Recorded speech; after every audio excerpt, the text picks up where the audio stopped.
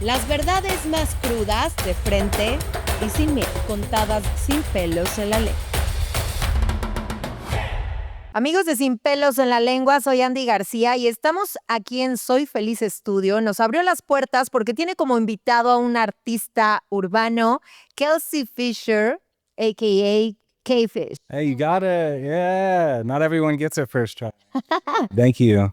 I practiced. Yeah, you did? Thank you. No? Just nailed it? Yeah. She's a professional. Yeah, I'm a natural. Yeah, she's a natural. Well, welcome to Mexico. So, how are you feeling here? Good. A little tired today. We finished the mural yesterday. I got here last Monday, so it's been 9 days of painting fully on the scaffolding, but so happy with the way it came out. Yes. And had a great time. Pablo was an awesome chauffeur. And everyone here at Soy Feliz Studio is just so kind and welcoming. It's been a really great experience. Claro, gracias a Pablo, a nuestro querido Pablo, que nos abrió las puertas de Soy Feliz Estudio y que justo invitó a KFiSH a pintar un mural. So this mural is like big time.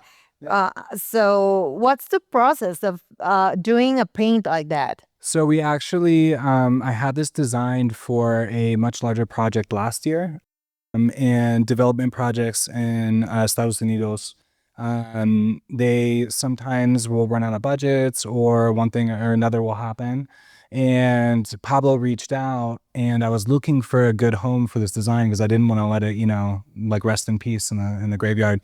So I was like, I need to bring it to life. And I saw that Pablo in the front of the studio had the same exact colors that I had in the design. So when he sent me the photos of the wall, I superimposed that onto the wall, and it just matched up perfectly. And it also, I feel like fits the energy of the Soy Feliz Studio, and definitely brought a lot of color in. But yeah, to start, we got here Monday, and I drew out the whole stencil, starting with the eyes. So we went into the evening drawing that out with some heavy duty crayons.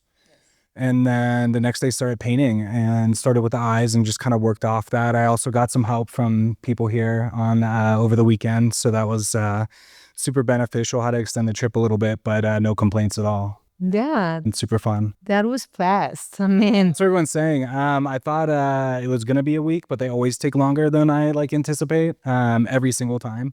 So yeah, we actually got it done pretty quick with the help too. Oh, nice. And how is it for you? You're like this urban artist and you're traveling the world. So you're proud of yourself, I guess. I mean, one of your murals here in Mexico City, LA, all around the world. And you've been working with brands like big brands. Yes. I've worked with some big brands and brand collaborations, but traveling is where I'm most inspired. I started off this year with a commission in France. It was a little city north of Bordeaux called Blaye. So I went out there for a month, did the commission for the clients and met a gallery owner there, did some paintings that actually sold in France. So that was really cool. And then, yeah, to be here, definitely proud, but really grateful, I think would be the word. When I was starting out in Venice Beach in Los Ángeles, and would have never anticipated. I thought about this last night, actually, when I finished the mural. I was like, oh my God, when I started out in a little garage in Venice Beach, I never thought I'd be going to Mexico City later in my career to do a large mural. Not in your wildest dreams. No. At this point, anything that's been happening in my career, France, all the projects in LA, I just did a really large mural. It's actually my girlfriend's face, Jude, whose family's from here. That's nice. Yeah. We did that in LA on the bridge. All the paintings I've been working on this year, I started a series called Impermanence. Yeah. So it's actually telling my whole story. My 20s were insane. Insane like what? Like crazy. I definitely had some issues with alcohol and drugs when I started out my career. Okay. And I've cleaned up since then. Congrats, man. Thank you. So brave. Yeah, it was a crazy ride. But I finally got to a spot where I was comfortable sharing some of those stories. So I'm turning each painting I'm doing in the series is like a chapter from my life. So I actually started writing it out, and then I'm turning them into these surrealist paintings that have a lot of pointillism, divisionism, and obviously surrealism. And that series has been like really cathartic, very healing, and just fun to work in a different style. But it's always nice to break it up with large scale murals, get out of the studio. You start like... breathe with some fresh air. I told Pablo when I come back and I'm working on the paintings, I'm going to be calling him out because I was so tired at the end of each day here. He was trying to entertain me and I was just like, yo, I can't even, I can't do Lucha Libre tonight, man. Oh, yeah, I'm so tired. Well, next time. Don't worry. Yeah. And what about your trademark? To me, whenever I see like a mural or a painting from you, it's like the pop of colors. So all of your pieces have this. Very colorful. Yeah. I think I only did one series where the colors were a little toned down, and that was my first show in Chelsea, New York. Everything like the background colors and everything were black. The whole series was titled the Reflection series. So I did a lot of mixed media. So I had like broken glass, broken mirror with resin. They were really heavy pieces. And outside of that, everything's pretty colorful. I've always loved playing with a balance of warm and cool tones in everything I create. And there's definitely different branches of my art. Like there's my pattern, like you can see in the mural. I've done a week ago, I did a mural for core shots. So it's like the healthy shots you get at, I don't know if you guys have like Whole Foods and stuff down here. Yeah. So the core shots, I did their HQ. Back in the day, it was like 17,000 square feet of just the pattern. And then I just went and did their lobby. So I have like that facet. And then I have the fine art with the surrealism that I'm working on. Yeah. And then this would be more of like a geometric. Yeah. And I did want to mention too, this one, I was talking about the LA murals I just did. So there's a big one with the focal point imagery of my girlfriend. And then there was a more just abstract one. I'll show you after the interview. Yeah, of course. But I intertwined those to make this design. So it's literally both murals mixed together. That's cool. Yeah, it was fun. Yeah, and your girlfriend, your muse. Jude Salazar, shout out. Yeah.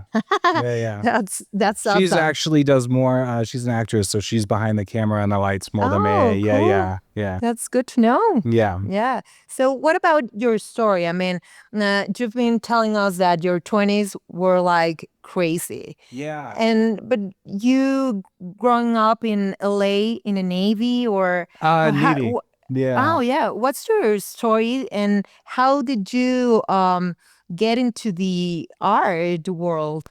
Yeah. Un momento, guys. Corte comercial. A lot of talking. No worries. My dad was in the Navy. Yeah. He was a commander actually in the Navy. So high up there, and we moved about 9 times before 8th grade. Okay. And he retired in San Diego. In Coronado actually. So the island, it's like 5 minutes from the border. I love San Diego and Coronado. Yeah, they still live there. Oh, cool. So yeah, I was definitely a Navy brat. I moved around a lot, like experienced a lot of new cultures, which was really tough growing up because we'd only be in a place for maybe a year. So like making friends wasn't an option. And I would really like my whole life. I remember driving across country like 5 times or something. And I do remember like moments of where I would have like a sketchbook and I was drawing what I was seeing when I was little. But when we got to San Diego, I actually got into sports. Okay. So I was a big athlete before the art thing started. Like I was MVP of football, soccer, and lacrosse junior and senior year. I had an agent soccer. Wow. Yeah. I had an agent for college. I went to Maryland, won a national championship freshman year. Congrats. Thanks. Yeah, it was cool, but I was actually miserable. I was really? like, college took away the joy of sports for me. Yeah. became like, you have to. Yeah, and then in class, I couldn't even stay awake. We'd have like 4 a.m. Circuit training until someone got sick. So like I'd be so tired and my grades were suffering. Yeah. So it was like sophomore year, I had to stay out there for summers too. So I couldn't come back to California for training. And sophomore year, I was in some summer course and they started reading the syllabus and I was like, I can't do this. I called the coach and I was like, dude, I'm out. Like literally packed up my beat up truck with my dog and we drove to LA. So that was junior year. Out of school? Yeah, I left. Oh God. Yeah, and I went to LA. And I had no ambition of being an artist whatsoever. I didn't even know what I was going to do with my life. I just remember creating and painting a lot, just to kind of escape my own head and the pressures of being this like big athlete in my life. Perfection. Yeah. And everyone was like, what are you doing? You're crazy, da da da da. And then I changed my major to graphic design, started putting a lot of my designs onto canvas. And it was actually, I was telling Pablo earlier, it was junior year, they did an experimental course where they would team you up with a professional artist. And I was teamed up with Carol S., who was the first self-taught artist to win the Jackson Pollock grant. Oh. So she's a big deal. And for the whole semester, I'd go hang out at her studio. And then at the end of the semester, we had to create a painting that represented our art and theirs. Okay. And she was like, her art was very... she was open about her family histories of abuse and all of that. And it was very, she used textiles, there was a lot of mixed media. And my grandparents passed away within like 2 weeks of each other that year. So I actually did a portrait of them, like a super simple stencil. I didn't know what I was doing. But the background, my grandpa and I used to play the piano when I was younger, which I just got the piano like right before I came here. It was really cool. But I put piano player sheet music in the background, and I took he had a hat collection, so I cut it up, the backs open so they look like flowers. So nice. And I presented that to the class, and literally all the teachers took me aside and they're like, dude, you need to keep painting. So by the time senior year came around, I was already doing art shows. I really went all in. I remember one of my roommates' moms was like an art collector, and she came to the garage. And she was like, I want 4 commissions. And I was like, what's a commission? Like... Explain me, please. Yeah, it's crazy. So I started selling art. I definitely had like the hustle mentality. I was doing art shows all over Venice Beach for First Fridays. The lacrosse team had like no one on the sidelines because it was club lacrosse. And they made me the event coordinator because I lived at basically a sorority house. And I started throwing these like big events in LA. And I'm sure if you watched like some of my videos, one of them was at the Avalon in Hollywood. And we got Steve Aoki to headline it. And I did a big painting of him, of his album cover pillow face. Oh, that's you. Yeah. So I put my art everywhere, all over the club. Nice. And went up to the security at the green room and I was like, I got to give this painting to Steve Aoki. Of course. And he was so like, cool. Yeah, he was super cool. So nice. Kind and so humble. Yeah. Very cool guy. And the security guard asked me what I had on me, like money. And I gave him like $20. That's all I had. And sure enough, he texts me and he's like, all right, come over. So I'm running through a college rave with this huge painting of Steve Aoki. And sure enough, I get in the green room. Girls, booze everywhere. It was actually USC, LMU, and UCLA. So it was a huge party. Oh, God. And I get back there and Steve takes a photo with me and I was on stage with him. And I was only a junior in college. I left Maryland a year ago and I was like, this is crazy. Like I can actually do something with this. And then just kept doing like, my first live painting was at Bar Melody across, if you ever flown into LAX, there's the In-N-Out. Yeah. There's a dive bar across the street. Okay. First live painting. Never been you there, don't need to but go. You don't need to go. Yeah. You couldn't even see what I was painting. It was so dark.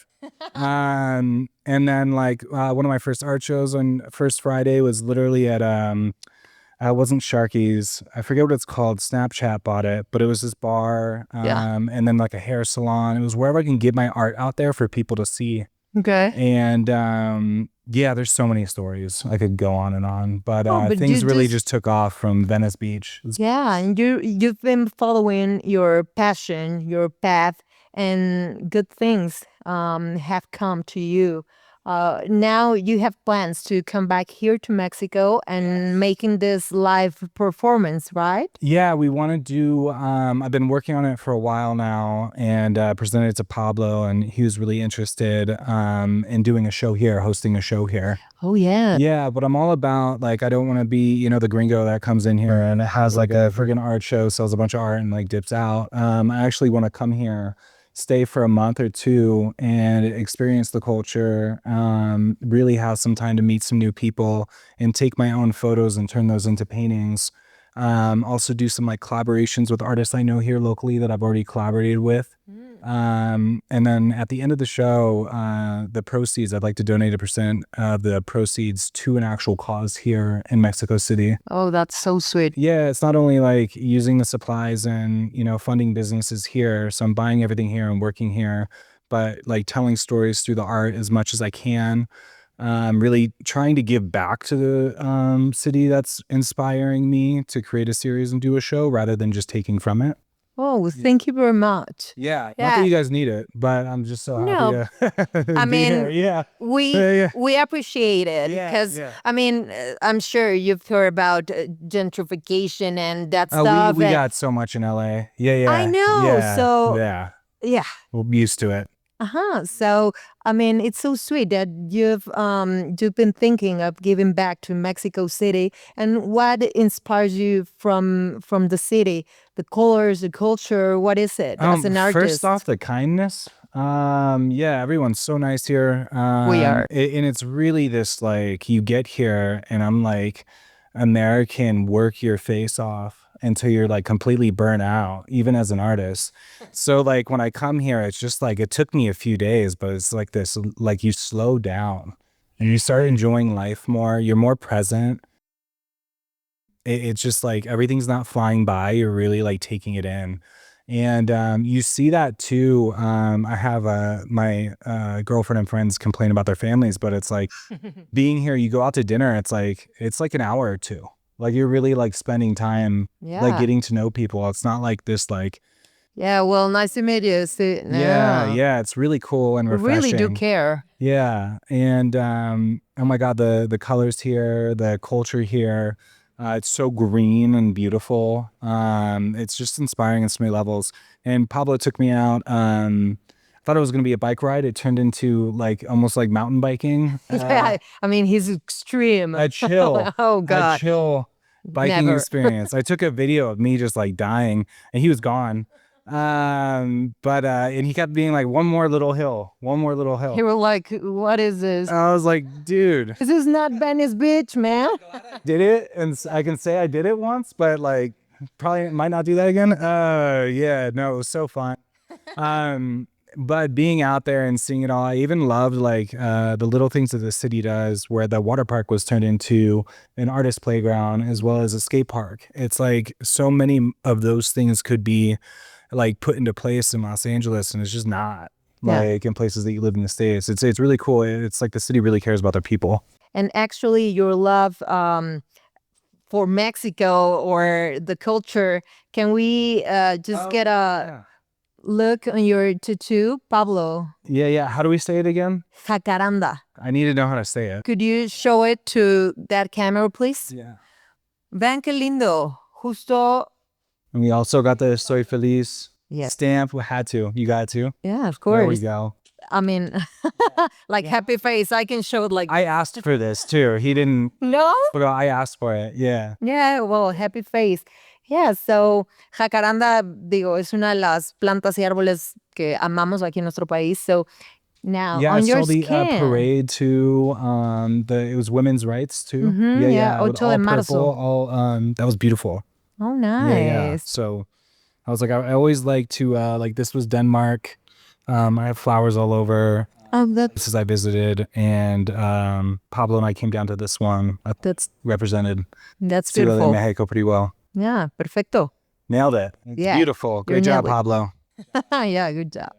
And what do you think about when an artist sells his paints or whatever to a gallery, or I don't know, any place that they sell like way more high the pieces? You think it's like fair enough? You think the art loses like the real value that it's I don't know, getting like emotional whenever you can see it?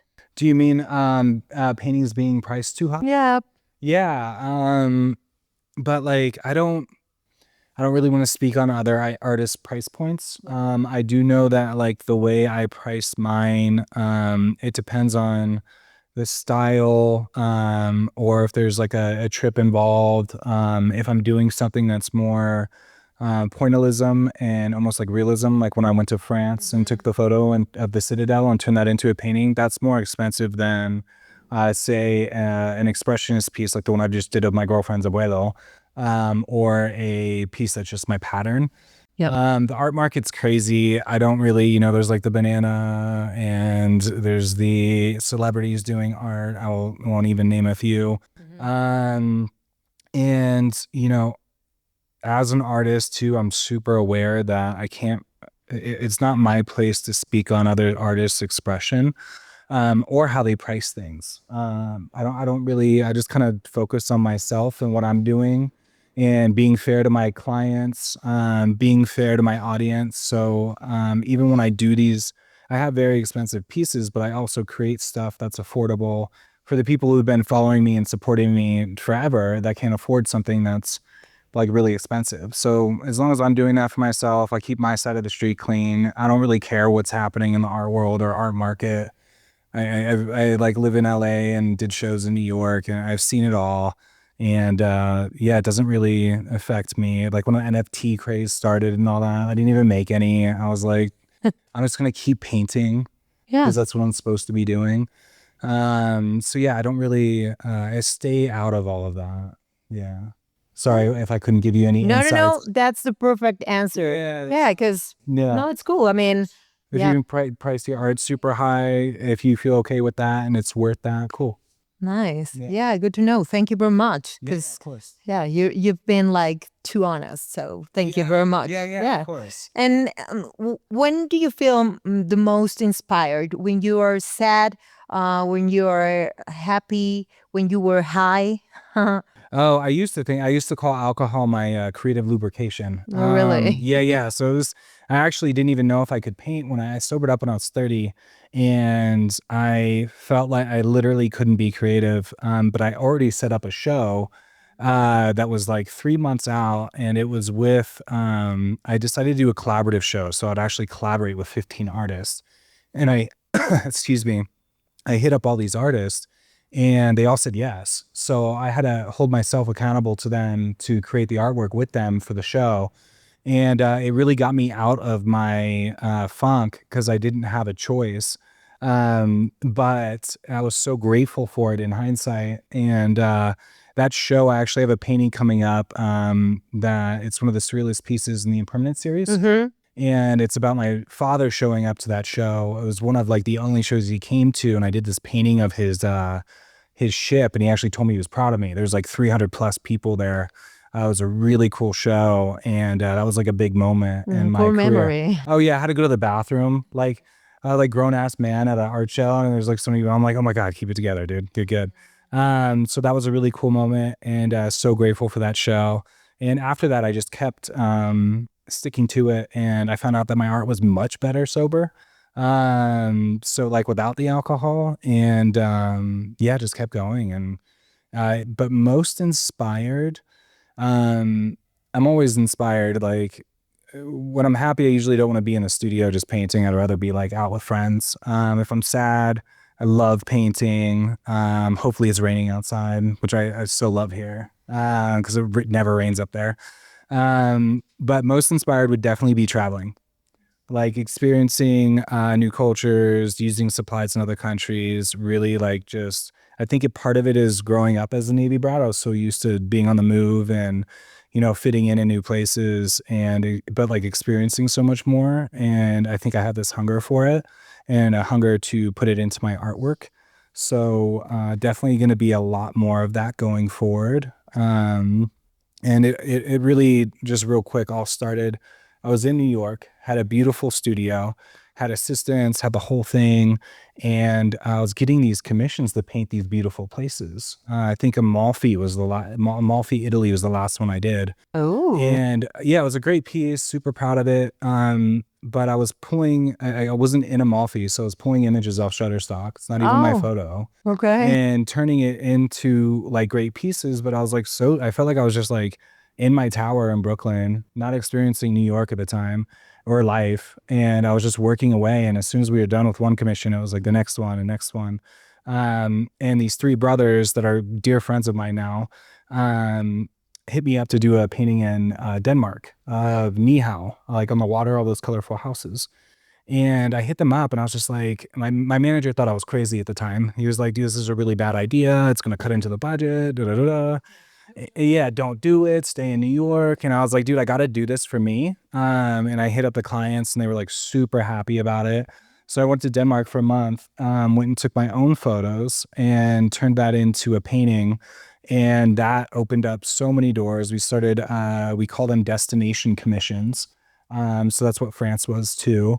And there was something about being there for a month. I wish I could have stayed longer, but like really experiencing it and like buying the paint there, buying the canvas there, taking the photos there. Living the whole experience. Yeah. And then like creating there, creating the whole piece there. It was really beautiful. So that was like, when I'm doing that, I'm most inspired. And that's good. And that's what you're planning to do here in Mexico City. Have you ever gone to I don't know, Xochimilco, Zócalo? I mean, no, I have those so places. much to see. Yeah. So there's so much. Sightseeing. Yeah.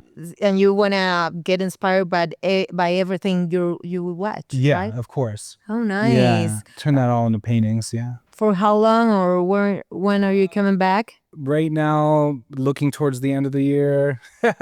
So like October, November, something. Ooh, you're gonna love it here. Yeah, Dia de I missed it last year. Muertos. Yes. I wanted to come last year, but I had another project. So yeah, I have to be here for that. Yeah, for sure. That'll definitely inspire some art. For sure. That's cool. Yeah. So you've been around the world. Would you ever think of moving to another place and start selling art there? Oh yeah, don't get me started. No, I've been, my dad has, not that I am an expatriate, but my dad being a commander has called me an expatriate my whole life. Yep. Just because I've always wanted to have a place, if it's not permanent, somewhat permanently, in another country, definitely. And just to experience that instead of living in the States my whole life. I travel enough, but it would be really cool to experience just like really being somewhere else for a while. I think it would be really inspiring and a fun experience, and stuff in the States a little crazy right now anyway, so it might be nice. Run away, son. No, just kidding. Republican followers, but I love the States. Don't worry. yeah. And what's your creative process whenever you go into the studio, or in this case, being outside and painting a mural? Do you listen to any music or? I honestly listen to everything. Please send me music recs, by the way. I always need more music. But music, audiobooks. Music's my number one. Then we'd go like audiobooks. And I love putting on in the studio, I'll put on artist documentaries in the background when I'm painting. That's always nice. But yeah, like I said before too, it's nice to have a mix of. I've been really blessed and grateful this year where it's like I'll do a mural and then I'm in the studio for a couple of weeks, and then I've had another mural and then in the studio for a couple of weeks. So it's been nice to change it up, because when I'm in the studio too long, I go crazy. If I'm doing too many murals, I'm just like beat, like my neck's messed up right now. Your I'm arms. That's why you're like so. Yeah. It actually is a workout. Yeah, of course it is. Beat. And I remember in my 20s it was no problem, but now I'm 37 and. Like the last mural in LA, I remember day 3, I was like, I don't know if I can do this, man. It was like 6 levels of scaffolding. It was massive. Oh God. Yeah, that was a big project. And what about the challenges or obstacles you've overcome on your career? I mean, there's been so many personally, and then with work, I mean, the art world, as I was talking earlier, it's constantly evolving, constantly changing. And every artist is unique to themselves. So it's like when your art turns into a business, we'll never stop learning. I think I'm in a good, the best spot I've been in my career on the business front, but it's definitely like, I won't stop learning. It's constantly adjusting. So I'm just enjoying the ride and learning as much as I can. I do have a lot of artists that reach out for advice as if there's like a playbook. And one thing I always say is just like keep painting. I can't go like 3 days without painting or I get uncomfortable. I literally like, I'm like, what am I doing? And if you keep producing work, no matter what, you'll get better. And no matter what, people will start to notice it.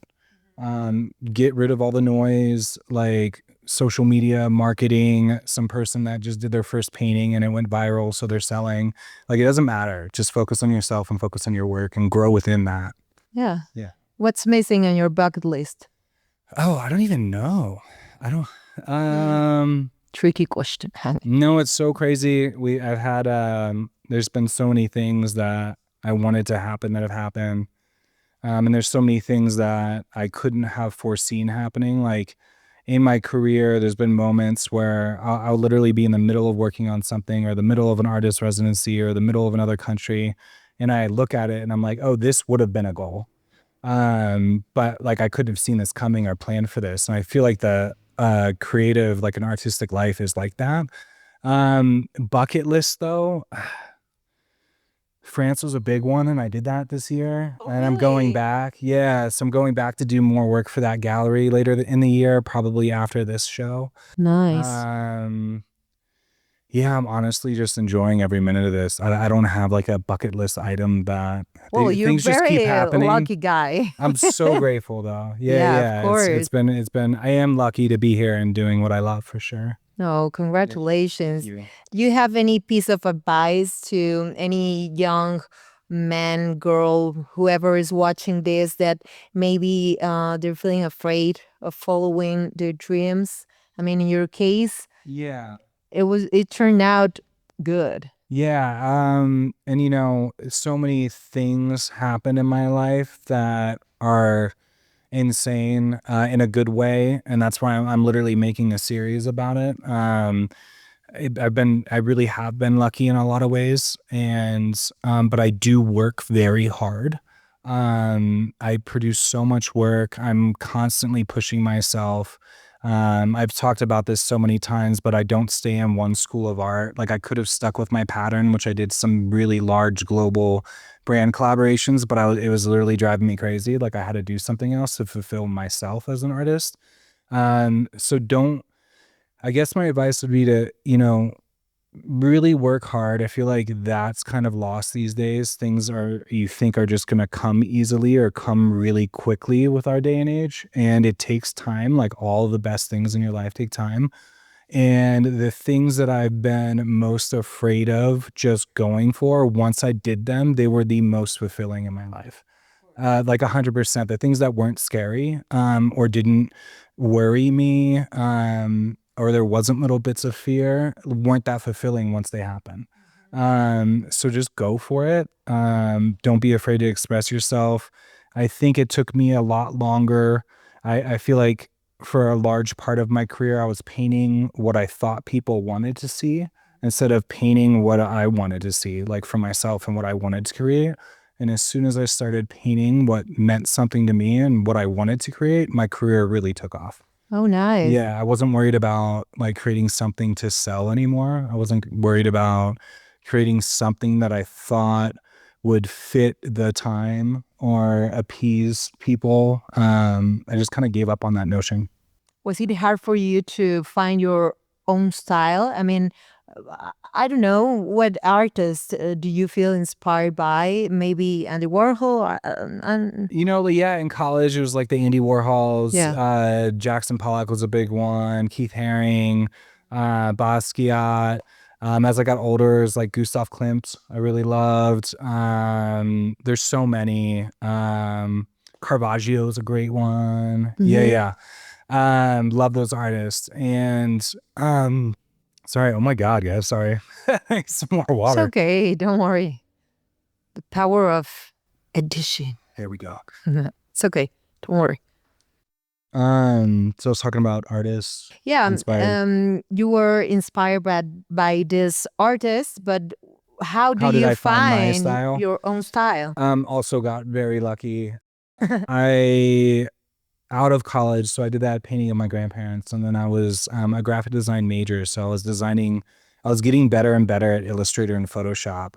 So I started adjusting my images and making them a little bit more refined, more colors, but I still had no idea what to do in the background of the paintings. Like there'd be these great stencils, and then it was just like drip paint or like whatever I could think of.